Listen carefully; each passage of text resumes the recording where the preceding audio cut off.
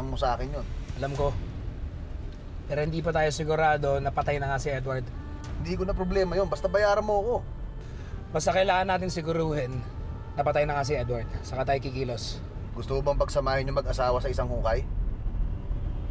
Sabihin mo lang. Marami akong kilalang supulturero.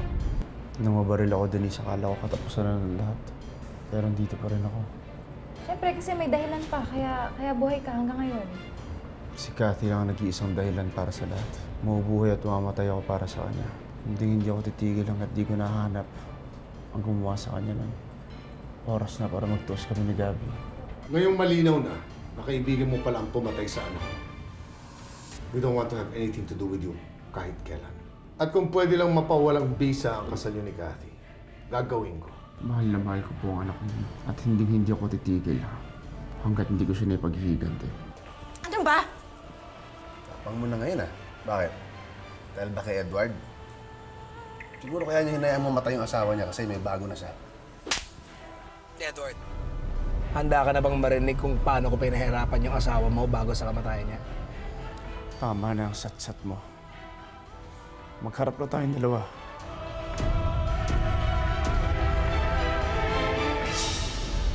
Darating din tayo dyan. Huwag ka mainit. Bakit naduduwag ka? Dahil kahit ilang beses mo sinubukan, hindi mo ako mapatay-patay. Edward, sinabi ko na sa'yo, darating din tayo dyan. Yan ay kung magkikita pa tayo.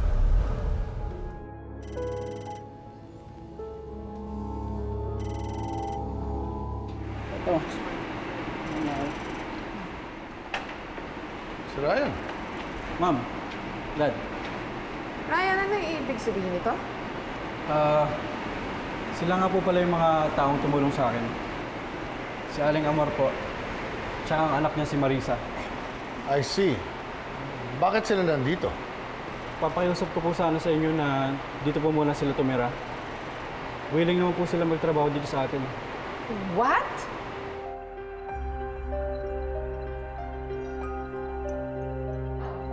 Edward, bibili lang ako ng gamot sa pharmacy, ha? Saglit lang yun.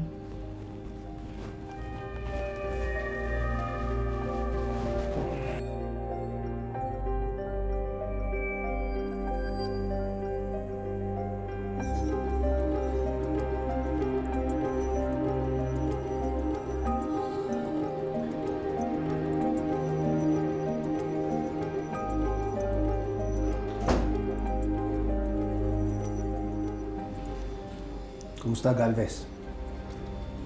Kung kailangan mo. Ikaw may kailangan sa akin. Ryan, hindi pwede yan. That can't happen. They can't stay here. Pero ma, Ryan, hayaan mo na. Di ba ang usapan naman natin, magbabakasakali lang tayo? Gusto ko rin po sanang kuhanin ang pagkakataon na ito para po magpasalamat sa inyo. Kasi naging napakabuti po sa amin ang anak ninyo. Marisa, halika na. Sandali lang. Sandali lang. Wala ka rin kadala-dala, ano? Umalis ka na dito. Huwag mo akong ipagdabuyan, Edward. Dahil sa puntong to, ako lang makakatulong sa'yo. Alam ko kung saan mo makikita si Gabby. Edward? Anong ginagawa mo dito, ha? Umalis ka na nga! Umalis ka na! Denise, hiyaan mo muna siya. Bakit? Wala naman dala to kung hindi gulo, ah. Huwag kang makinig sa mga pinagsasabi nito, ah. Umalis ka na! Ano? Umalis ka na! Umalis ka na!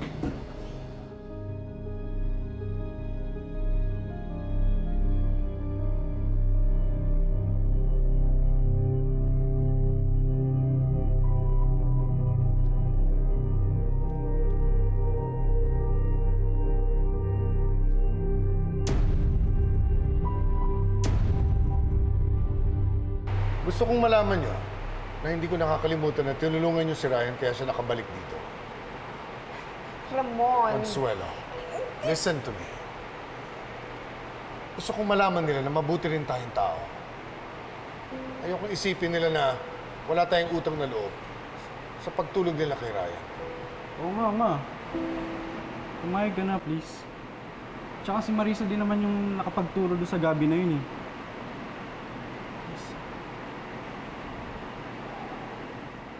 Kung maninirahan kayo dito, kailangan masipag kayo. Gusto ko pulido lahat ng trabaho, matikulosa akong tao. Do you understand that? Opo. Ma'am, hindi pwedeng opo lang. Sir ang itatawag niyo sa asawa ko at kay Ryan. Ma'am ang itawag niyo sa akin. Is that clear? Opo, ma'am. Isang pagkakamali lang and you're out of this house. Is that clear? Opo, ma'am.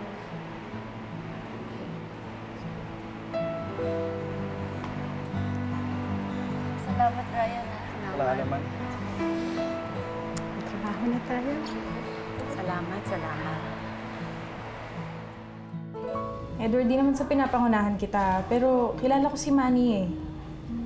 Hindi ka dapat nagtitiwala sa kanya. Denise, naintindihan kita. Pero kaya ko na ang sarili ko.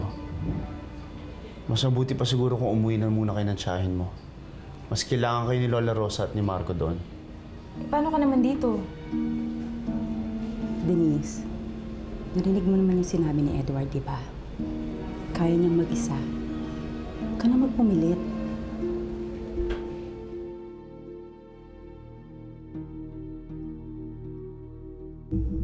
Gabi, maghanda ka na. Papunta na bisitang pandangal mo.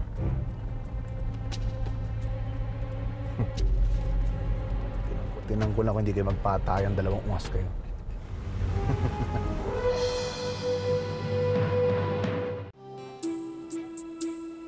Sir?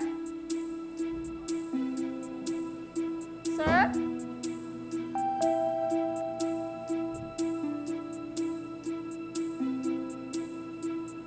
Guard! Guard! Ay, nako. Alam mo yung kubilisan niyan si Edward. May pagkatikas din ng ulo. Ano makakasama niya dun ngayon? Eh, ayaw niya nga po magpasama sa amin. Kaya niya daw yung sarili niya. Ha? Aba, numero ito ng ospital ah. Hello? Ito po ba ang lola ni Mr. Edward Galvez? Oo. Bakit? Wala po ba siya dyan? Wala siya rito. Tumakas po kasi siya dito sa ospital. Ha? Ano? Nawawala si Edward sa ospital? Ano ba? Diyos ko. Paano daw nangyari yun? Sandali nga, sandali. Ano ka mo? Ulitin mo. Anong ginagawa mo dito, ha? Edward, tulungan mo ako!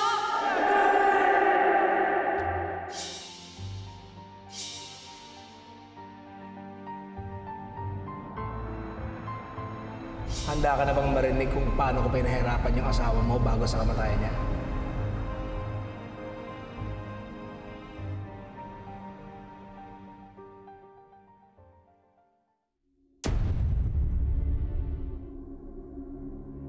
Sigurado ako may kinalaman si Manny sa pagkawala ni Edward. Kailangan ko silang sundan.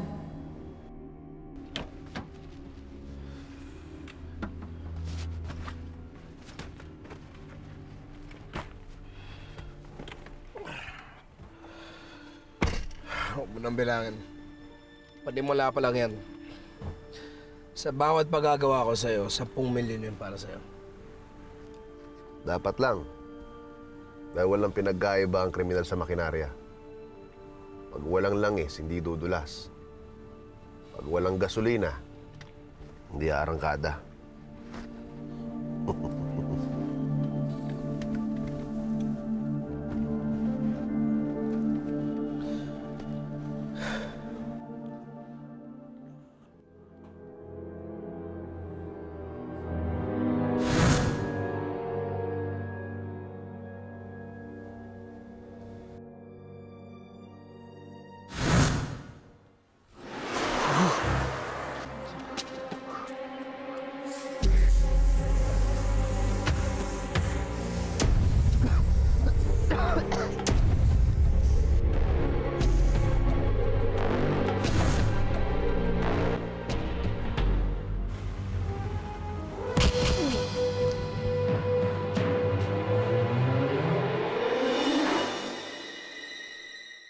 Salamat, Ryan, ah. Kundi dahil sa'yo, baka nasa kalye lang kami ngayon.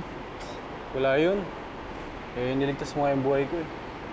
Tapos, ikaw pa yung nakapagturo dun sa mastermind. Kaya, gumaganti lang ako na utang na loob. Ryan, huwag kang mag-alala. Hindi ka mapapaya sa mga magulang mo sa pagtulong mo sa amin. Eh, nahihiya nga ako sa'yo eh. Kasi, nagtatrabaho kayo ni Mami dito. Pero, mas magaan naman dito eh, kaysa nung hawak kami ni Chugardo at nung kasamahan niya. Kaya, sobrang laki ng pasasalamat namin sa Diyos at nakilala ka namin, Ryan. Salamat, ah. Ryan, gusto mong tubig? Hindi, okay na ako. Ryan, naninilbihan na kami dito, kaya dapat masanay ka na. Teka lang, kuha kitang tubig.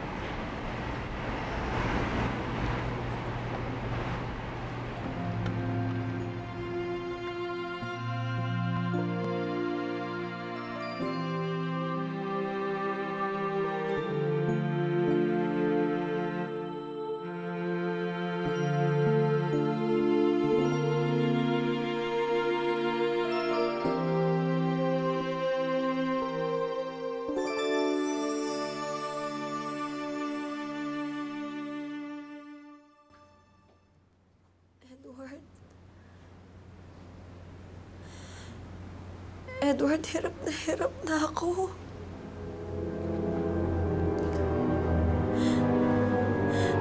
Edward, tulungan mo ako, please.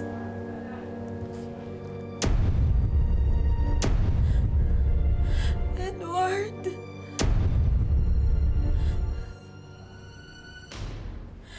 Edward. Edward, tulungan mo ako.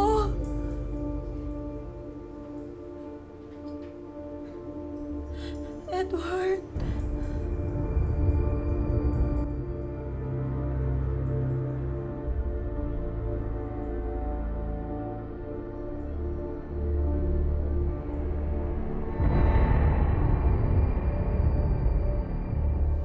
Edward, tulungan mo ako. Hirap na ako dito, Edward. Kathy! Nasa malaking warehouse ako. Kathy! Tatlo lang sila nagbabalik Kathy! ako. Edward, tulungan mo ako. Hindi ko alam kung saan na sila nag-drive. Kathy! Hayop ka, Gabi!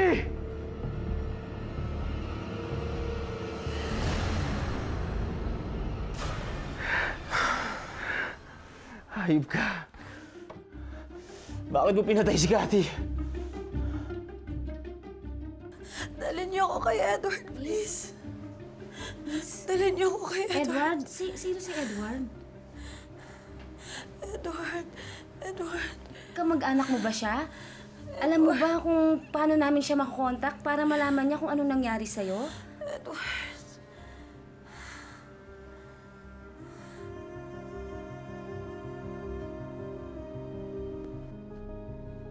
Hanggang ngayon yung pa rin yung iniisip mo. Hindi ko kasalanan yun. Ikaw pumatay sa kanya, Edward. Ako? Bakit ako? Casualty. Hindi ka pa nasanay? Naging mabuting kaibigan ako sa'yo, hindi ba? Naging mabuting kaibigan. Tingnan mo nga ako. Tingnan mo ako na mabuti. Simula nung nangyari to sa akin, halos lahat nawala dahil sa'yo.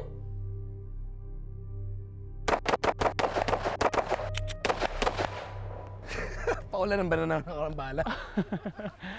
Tinamaan ka. Ngayon walang kupas ah. Kailan kaya ako mananalo sa'yo? Pare, lahat naman tayo dito mahuhusay. May kanya-kanyang araw lang siguro. Sa bagay, laking hirap ko rin nung bago ako maging sundalo eh. Nakwento ko sa'yo yun, di ba?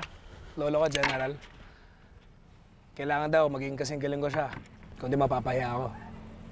Si Arpas ka na nabigo na siya ng minsan eh. Ako lalampas ako, lolo ko.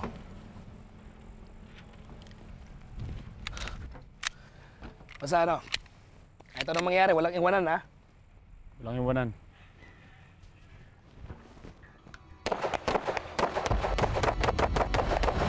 Go! Move!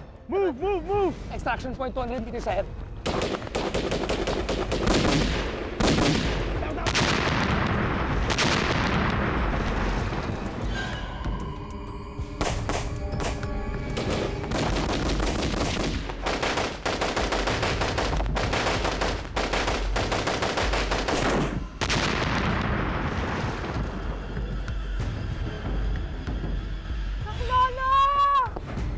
Hold your fire! Hold your fire!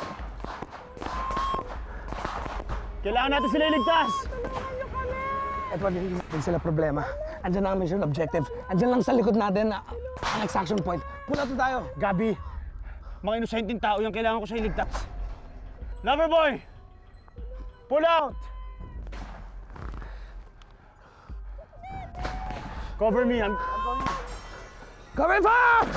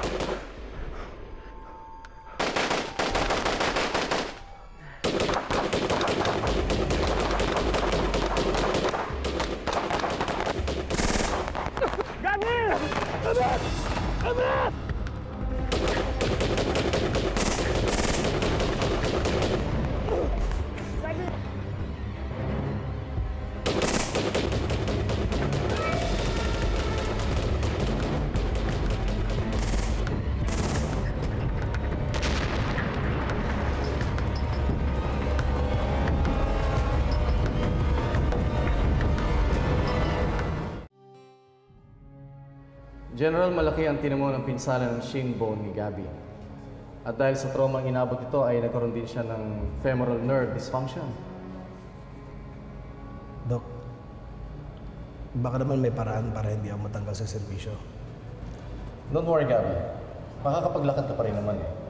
But of course, with the help of crutches. Pero,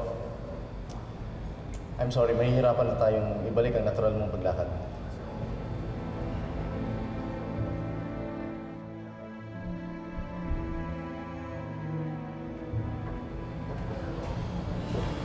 Iisa lang ang ibig sabihin nito. Hindi ka na makakabalik sa Navy. Lolo, I'm sorry. I'm so sorry. You're a disappointment. Hindi ka dapat nagpabaril. Dapat nag-ingat ka. I read the mission report. You should have gotten out of there when you were told to do so. Ngayon, ano pa bang silbi mo? I had high hopes for you. Pinahiya mo lang ang pangalan natin.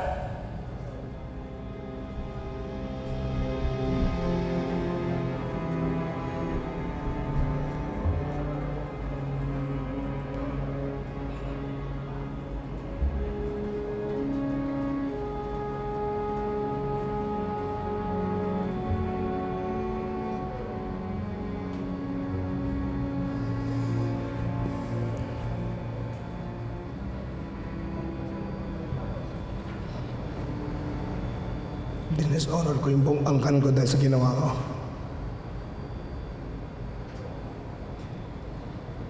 Parang ikaw na rin yung bumaril sa akin.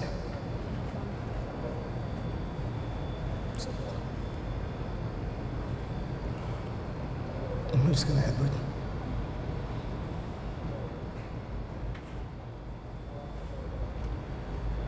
Gabi. Sabi niyo mo ako!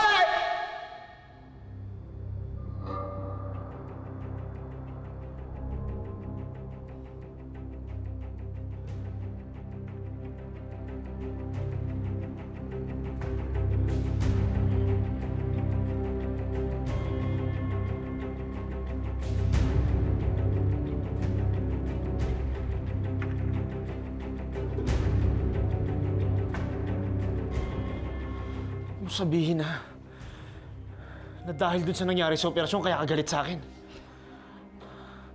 Di ba nalampasan na natin yun? Napag-usapan na natin yun, hindi ba? Para sa'yo siguro madaling kalimutan yun, pero pare, para sa akin, araw-araw may nagpapaalala. Kung nakinig ka lang sa akin eh. Kung hindi ka nagpaka-hero, hindi ako magkakaganito. Alam mong kailangan natin iligtas ang maginang yon. Mga inosenteng tao sila! Hindi sila ang misyon! Humiwalay ka! Kumontra ka sa utos! Mas pinili mo tulungan sila! Tinan mo nangyari sa akin! Alam mong tungkulin natin ang tumulong sa kapwa. Eh, sino tutulong sa akin? Tutulungan mo ako maging normal ulit?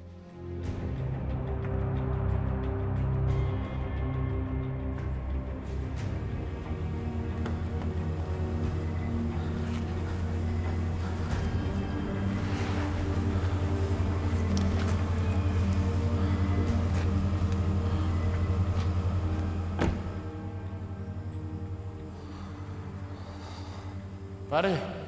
Edward. Gusto na. Ito. Akala ko nakalimutan mo na ako. Nakapag-isip-isip na rin ako. Na-realize ko rin na hindi naman kita dapat sisihin sa nangyari. Girlfriend ko nga, iniwanan na ako dahil dito. Para alam ko naman yung kaibigan ko, hindi ako iiwanan, di ba? Oo naman, pare. Hindi mo kabagal. Salamat.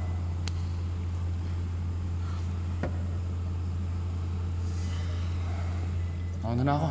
Sige lang, sige. Ingat ka, pare.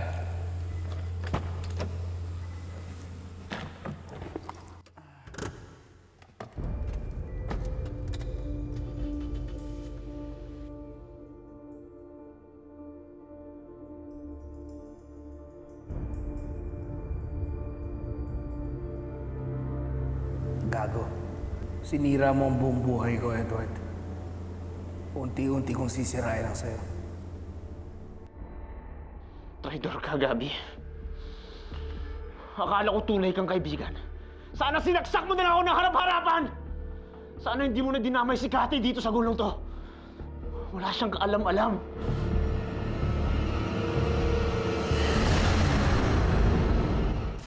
Ang daming nawala sa akin, Edward.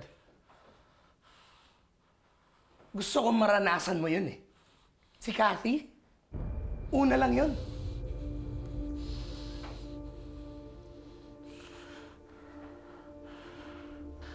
Bakit mo kailangan gawin yun, Gabi? Naging maayos naman ang buhay mo pagkatapos ng serbisyo, hindi ba? Maayos? Simula nung natanggal ako sa Navy, nagkaletse-letse na buhay ko eh. Kung ano-anong trabaho pinasok ko, halos lahat, illegal. Tapos yun, nakilala ko yung mga grupo ng mga kidnap for ransom. Inuulit ko, binibigyan ko kayo ng 2 araw para ihanda ang 10 milyon. Dahil kung hindi, hindi nyo na makikita ang nanay niya.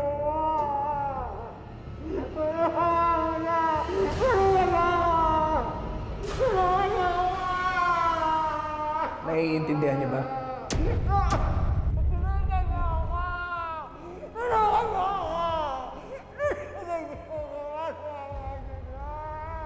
Doon nagsimula. Doon ko nakuha yung kapangyarihan mo. Yung kapangyarihan kong kinuha mo sa akin. Nasaan na ang sinumpa mong tungkulin? Pagiging isang sundalo! Sundalo? Mukha ba ako sundalo? Pilay na nga ako eh! Pilay na nga ako eh! Pilay! Habang buhay ako, pilay!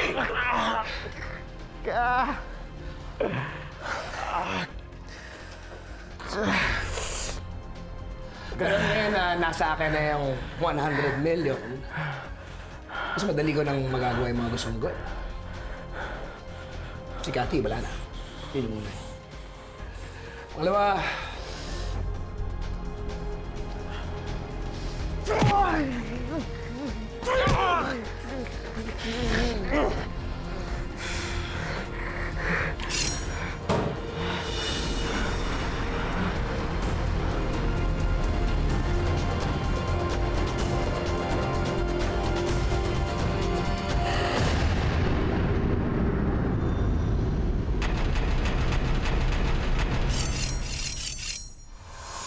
tinanggap kita dito bilang isang katulong. Huwag kang mag-ambisyon, makatuhog na matabang isda. Dahil ako ang makakalaban mo! Pahirapan niyo to, Parang balisang-balisa ka. Hinihintay ko lang po kasi si Edward. Ang tagal umuwi eh. Ganun nga lang kaya yon, Denise? O baka naman mahal mo na si Edward? Nakatanggap ako ng tawag mula sa isang ospital. It's about Kathy. She's alive! Buhay siya! Buhay siya! Buhay siya! Edward! Sige! Subukan nyo! Kakalat ng utak nito!